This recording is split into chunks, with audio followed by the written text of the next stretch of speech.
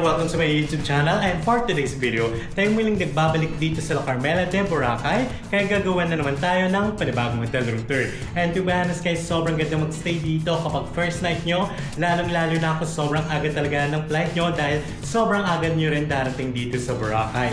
Unlike sa ibang hotel, yung kanilang standard check-in time ay 2 PM at kailangan nyo pang maghintay na sobrang tagal. Katulad kanina, dumating tayo dito ng 8:30 AM pero nakapag-early check-in tayo dito sa La Carmela de Boracay at maraming beses tayo nakapag-stay dito. Kaya madalas kapag bumabalik tayo dito sa Boracay, dito yung ating first night. And by the way guys, pinabuk pala natin to sa Klook at pwede yung gamitin natin Klook promo code na JUTKLOOK para makakuha pa kayo ng additional na discount. Kaya huwag na natin patagalin pa. Tara!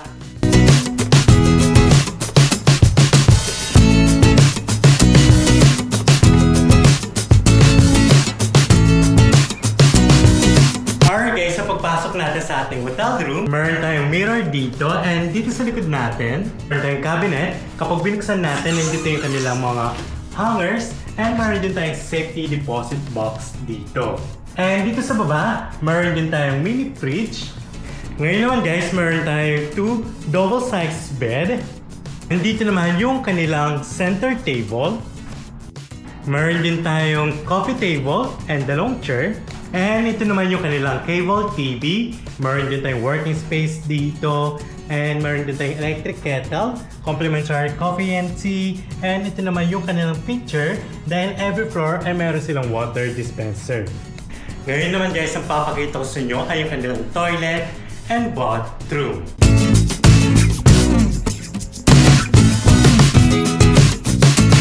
Alright guys, so meron tayong malaking mirror dito. At ito yung kanilang lavatory. Meron din tayong complimentary toiletries. Pero wala naman silang dental kit. Okay? So guys, ito naman yung kanilang toilet. And of course, meron din silang bidet and tissue. At ito naman yung ating shower room. So meron tayong hand towel dito.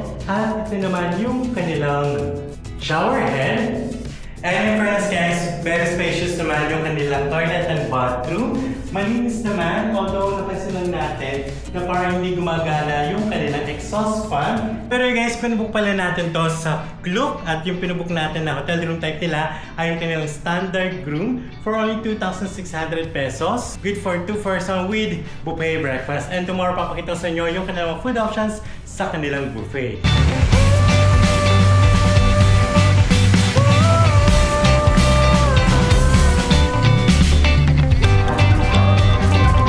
Alright guys, so palabas muna tayo ng hotel.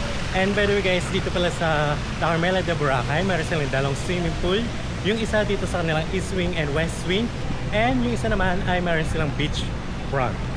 Okay, and by the way guys, ito naman yung kanilang lobby. Ito yung pinakamalaking lobby nila dito sa hotel. And by the way guys, yung check-out time pala dito ay 11 AM. Alright guys, so ito yung East Wing and West Wing ng La Carmela. And kapag dinereksyon natin to, ito yung way papuntang beachfront. Dito banda naman sa ating left side, kapag dinereksyon naman natin to, lalabas kayo sa Station X sa U Hotels at nandun na yung main road. Alright guys, ito yung East Wing and West Wing at katapatan niya mismo yung Executive Wing and dadaan tayo dito papuntang beachfront. Alright guys, so dito banda meron tayong parang alfresco dito and may silang sari-sari store. Sobrang mura lang yung mga tinda nila. And by the way guys, ito naman yung kanilang main building. Meron din silang reception dito. Didiretsuhan lang natin to. At ang palabas dito ay yung kanilang resto. And tomorrow, dun tayo magbubuffet breakfast. At dito rin yung way papuntang beachfront. By the way guys, dalaw pala yung buffet area nila dito sa La Carmela. Yung isa sa kanilang beachfront restaurant. And meron din silang buffet breakfast dito sa kanilang convention center. Especially kung nakastay kayo sa East Wing and West Wing. Alright guys, so nandito na tayo ngayon sa kanilang resto at palabas tayo sa kanilang beachfront. And by the way guys, ito na pala yung kanilang swimming pool. And if ever, kung gusto nyong hotel room ay yung kanilang premier ocean view. So ito yung mga hotel rooms nila na mayroong ocean view at ito na yung beachfront.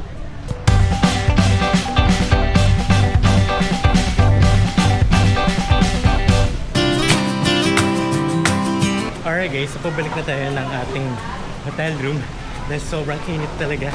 at hindi pa natin kaya maglakad-lakad. 2 hours later.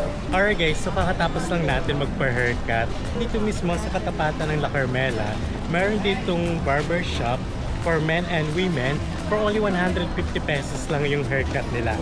So papakita ko sa inyo. Alright guys, so dito tayo nakastay sa West Wing. And dito sa right side natin, merong Studio A. So dito tayo nagpagubet. And kapag dinaretso lang natin to, nandito na yung beach front. Okay? Dito sa right side natin, meron dito parang bar. And sikat din tong Subo Boracay na nakikita rin natin to sa TikTok. Isang Filipino restaurant. Kapag kumain kayo dito, kailangan nyo magtanggal ng shoes or slippers nyo pagpapasok kayo sa loob. Marami din tayong nakikita mga souvenir shop dito. At meron din malapit na Malay Police Station. At dito rin naman yung Alice in Wonderland. Sobrang ganda talaga ng location itong La Carmela de Boracay dahil mayroong malapit na 7-Eleven. So, if ever kung need yung bumili ng water, snacks, at mayroon pang iba, pwede kayo bumili dito.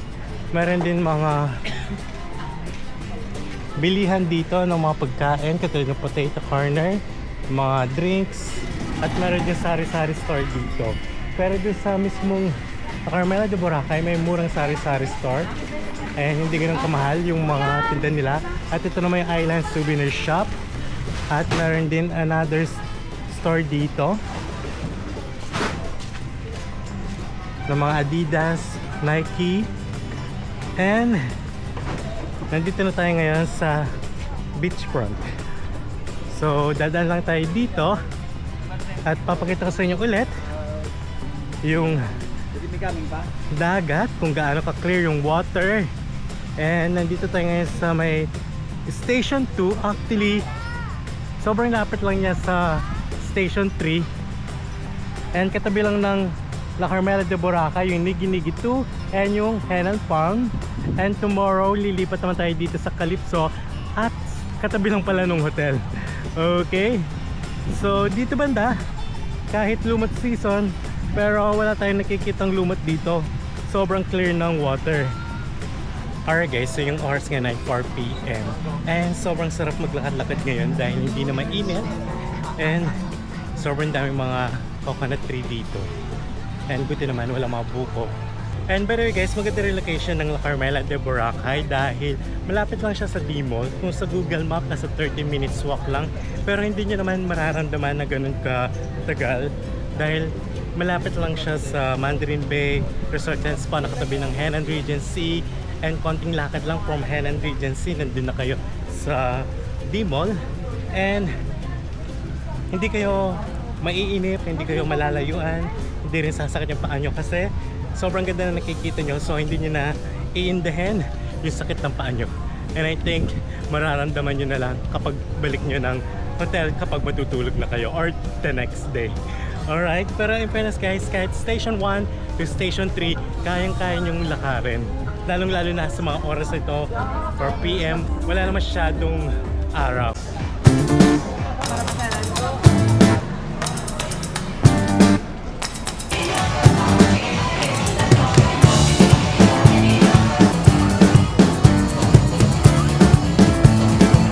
Alright guys, so mula sa beachfront sa may La Carmela, dumaan tayo dito papuntang Station X or sa may U Hotels dahil meron tayong pupuntahan na kainan na lutong bahay. And if ever kung nagtitipid kayo at ayaw nyo mag fast food, pwede kayo kumain dito.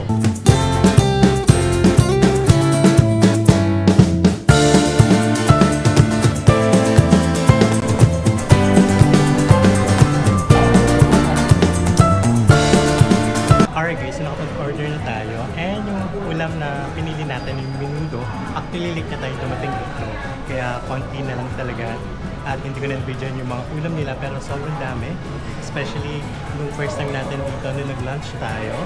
And ang binayaran natin dito ay 125 pesos plus yung bottled water, nasa 155 pesos lang lahat. So guys, tara, try na tayo.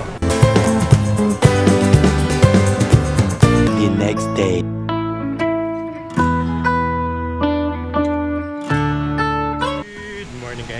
pupunta tayo sa kanilang beachfront resto para mag-buffet breakfast and ipapakita ko sa inyo yung kanilang mga food options sa kanilang buffet. So tara, samahan niyo ako.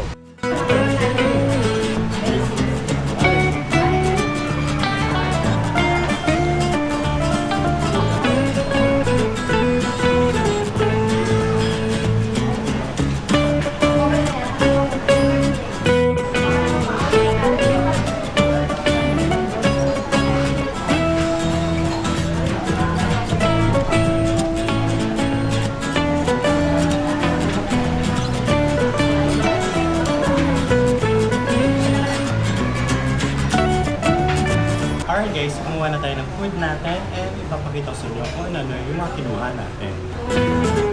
And by the way guys, dito sa kanilang resto, meron din silang buffet breakfast, lunch, and dinner. If ever hindi kayo naka-check-in dito, yung kanilang buffet breakfast ay nasa 370 pesos. And yung kanilang buffet lunch naman ay nasa 355 pesos. And to be honest guys, nagmahal na talaga sila. Dati nasa 295 pesos lang. And yung kanilang buffet dinner, hindi nagbago, nasa 395 pesos pa rin. Alright guys, huwag na natin itagal ba? Tara, kain na tayo.